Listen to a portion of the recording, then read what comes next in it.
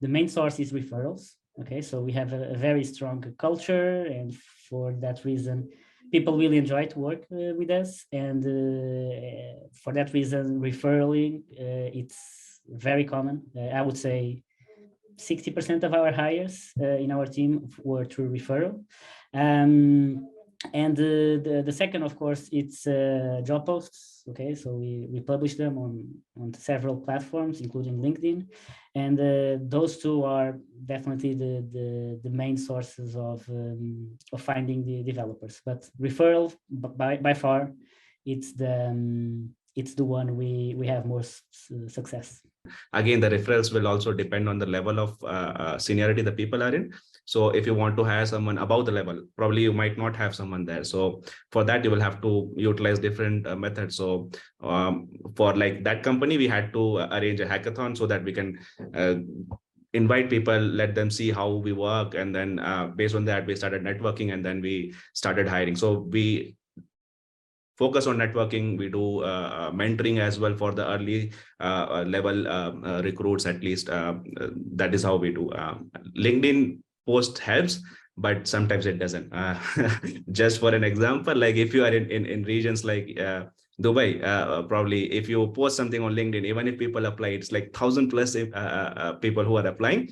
You will never hear back from the HRs, because it's again just for visibility present there, but people are not looking actively in it. So it's mostly around your connections. We like to work with the universities, local schools, well, in our days, we need to think globally, but we still do it locally. So it's we often do work with young students, bachelor's, master's, even PhDs. By the end, at least we learn a lot. It's fun. Have a couple of projects, and sometimes we end in hiring them. So it's just to give you another example. Our next question is how much time it takes to find the right developer, like junior, middle, and senior, and is it a problem? Because I know that you can find the right person for senior position a really long time. It really depends, okay, on what kind of senior or junior you're looking for.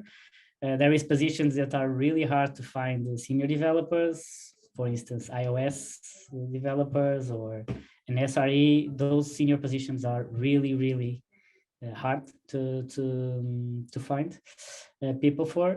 Junior people, usually it's easier, okay, at least for money comes in that in that sense as well. So it's high paid position, so of course it's difficult, and there is a lot of demand for the amount of people that are in the market.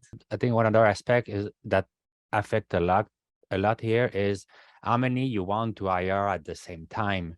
Like if you want to hire, like myself, it was always smaller team. So for the same position, I never had like more than one role open. So maybe we had one iOS developer, or the junior or senior, doesn't matter. And it was always easy to get one good person. And basically the reason why it was taking more time or less was just depending on the person availability for interview. So, or like how long they had to give a notice to leave. So that was the bottleneck. But otherwise, like just either opening the position and either from referral or just posting on LinkedIn or AngelList or like user group of whatever technology we use, we get a bunch of resume. And within that, there was like a few good candidates, and it was simple. But if we add to hire, let's say, 6 iOS developers at the same time, then I'm pretty sure it would have been complicated a lot more, because we would have gotten the same amount of resume. Like even if you open more role, because you have the same posting, you get the same. And so if you are able, but maybe that's also your point, Ritesh, if you can spread that over time, it make it much easier, because then people that look for a job right like this month is not the same people that will look for a job the next month necessarily. So it make it easier. But if you have tons of open role at the same time, then I guess it's much more of a headache. Coming from like hiring at a very small startup, like some of the factors of hiring is also just we have a job that needs to get done. If we find a close enough fit, you just bring them in as soon as we can. And then when you start to scale up more at like larger scale companies, you know, you have more leeway to make sure you have like the right hire for that role with the right skill sets to kind of add to the team. I think I have a position right now that actually it's open for like 7-8 months. It's a very hard position to close. We actually interviewed a few people, but it wasn't the exact profile because it's very specific. And I would say that's probably the longest, around 8 to 9 months. Have you looked into like, is the criteria we have the correct one or anything like that, like changing? Because maybe like 7 months ago when you open it, you had, this is what we need. And now 7 months later, is it still the same? It could be the same, but have you spent like discussion and thoughts about like, are we making our life harder? Is it really what we need? Or maybe something need to be changed? Is it the kind of thought process that you went through or no? Yes, definitely. Okay. The thing is, the kind of person we are looking for, it's like someone who has an experience in the next stage where we are. Okay. So we want to have some kind of predictability or some kind of someone who has crossed the path. Okay. So it's very specific in a very specific area. Okay. And it's like, it's urgent, but it's not urgent. So let's say we have people in-house that can do the job, but they are not, they need a little bit more guidance and a little bit more experience of someone who has done that job before. So we are willing to wait a bit more to have that right person than having someone that won't bring the necessary knowledge we are looking for. So that's why we don't mind to wait. So how many applicants you have for one job post? Ideally one. Exactly. That's the perfect number. You only have to interview, you have to look at one resume, interview one person. Yep, they're a fit. We're great. Usually it ends up being, it depends on the role, but for junior positions, it's in the hundreds.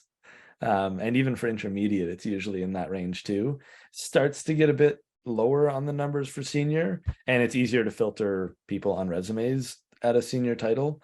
I don't know if anyone else has experienced this, but you know, getting non-software engineers applying to software engineering postings, it gets very easy to filter people like that out.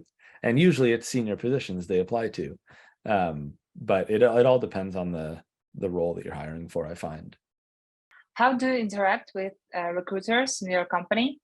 Like, are you provide them with strict requirements, or you are more flexible with them? We provide them the description. Sometimes it's a repetitive job description. It's more engineers like the one before. Then they do the initial screen, and then they build a short list between 3 and 5, and the engineering team took the final decision then after the interviews. I have two different scenarios. So one is where I was directly interacting with the external recruiters, and one where our internal recruiting team will interact with the external ones. So when I directly interact with the external recruitment team, the first step is actually creating that rapport where you know that they understand what you want. Because many times I've seen like one of the agencies that I had contacted, I gave them that these are the requirements, and my requirements are pretty crisp. It's like these are non-negotiable and these are negotiable. What they ended up doing is they were just looking for the keywords rather than looking into the experience. So they got me a bunch of CVs, and they're like, hey, Ritesh, this looks fine. You can go ahead. And when I just scanned through the CVs, I could easily see that, no, it is not. Just the keywords were there, but the experience was never there. Relevant experience was not there. So I had to actually sit with them, train them that this is how you understand whether they have this particular experience or not. So that took a lot of time for me. And once we did that, then it was a clear-cut process. But the expectation when you are hiring, you are giving it to an external recruitment team is that they already have this knowledge, so that you don't have to waste this much time in this. So we learned from it, and what we started doing is we train our internal recruitment team, and then they actually go and do the interaction with the external team. And after that, the experience was good. The quality of the CVs that we were receiving were good. So yeah. What are the main factors that attract tech talent according your recent experience? Does it change for different generations like boomers, millennials, Gen Zers? What do you think, guys? The way I was approaching that was always, if we try to paint the picture too differently based on who we think the person is, then it's either that you're lying kind of in a way, not depicting your whole culture correctly, and people might get in and then be disappointed or not happy because you didn't show the whole thing. So it seems like it's like too much of a sales job can be a bad thing, because it's not just selling one thing, then they get on with it, and like if it was not the right tool they bought, then it's their problem at that point. They buy it. You will work with them all the time. So if it's not, I think I just try to be as open about the challenge we face, the way we work, and make sure it's a good fit for them, because we're hopefully in for the long run. So I don't try to paint the picture depending on that. I don't think it's about generations, but about life stages. Okay, so for instance, someone that in the beginning of the career is looking for things very much different from someone that's in the middle of the career with the family, with kids. So if you're in the beginning, you're looking for excitement, you're looking for new things, you're looking for very curious people, okay, that have a really big drive to learn. And they want to be in an environment where they can do that, okay? If you're looking for people with family, of course they want to learn, but they actually want to have more stability, flexibility, life quality, or life balance, let's say. And I can see these patterns, okay? So these two generations, or these two life stages usually differ between people, but we actually don't target that, okay? So I totally agree with Laurent. We want to have a culture that embraces everyone, okay? And we have people with 18 years old and people with 60, and all of them fit in our culture and are okay with what we do here, and are pretty much aligned with what we do here. So I think that's important, to find that balance. But anyway, I would say that younger generations tend to ask more, put the question on the table. Are you a remote friendly company? What is your opinion about working life balance? That's really questions that came up. And statistically, anyway, I would say that younger generations tend to do more the question, and in this case, that subjects. But this is the second part of the question, trying to address the first one, the factors that attract the tech talent. I would say that in our days, probably more than that in the past. The engineers, that's what we are here talking about, look for something that they like to do, and sometimes for some of us it's not, if we are not in a sexy business in the moment, whatever it is, the trend, sometimes it's not easy to attract let's say even the youngers, the fresh graduates, because they are looking for, I don't know, crypto or cybersecurity or something fancy in data science. And if it's not my business in the moment, it can be hard. Do you hire for diversity? Yes, we do. We aim to. We aim to do a much better job of it. This was actually something that I started to tackle when I originally joined. And it was interesting how and what happened to make it apparent that we needed to. I was doing with our internal recruiting team, getting a list of profiles from LinkedIn that they wanted me to review. And right out of the gate, because I know, I mean, women in engineering, look at this group, underrepresented. And so I said, okay, I'm going to go through these 38 profiles. I think that was the number. I'm going to go through the women first so that they get sent early. They're the first people we talk to. You know, let's have more women on the team. Fit versus like culture fit versus culture add.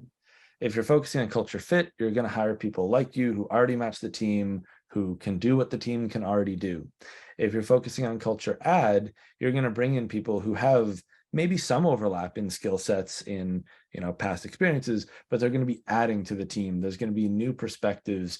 It's going to lead to better conversations and better solutions at the end of the day, as long as the team is in a good position culturally to enable those kind of conversations, the psychological safety, and, you know, everyone is comfortable having those conversations.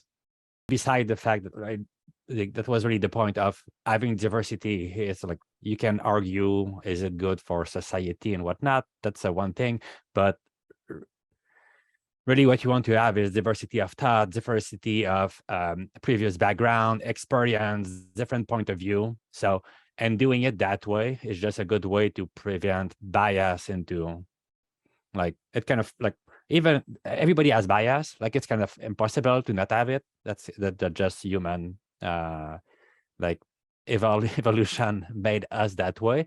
So if you can kind of force you to break it by say, okay, I will just make sure if let's say have 50-50 as much as possible, men, women, and like try to have different like skin color and people from different culture and whatnot, that force you to people that came from university degree, people that just went to like learn on their own, just force you to have that.